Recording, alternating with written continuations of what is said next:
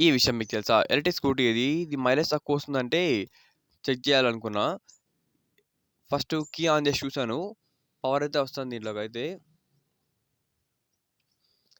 Batteries open చేసి చూస్తే batteries అయితే బల్జ్ అయిపోయినాయి టోటల్‌గా. పనికిరాని కండిషన్‌కి వచ్చేసినాయి బ్యాటరీస్ అయితే. సో, కొత్త బ్యాటరీస్ వేయాల్సిందే. ఇది 28 హెచ్ ఆంప్టెక్ బ్యాటరీస్ అనమాట.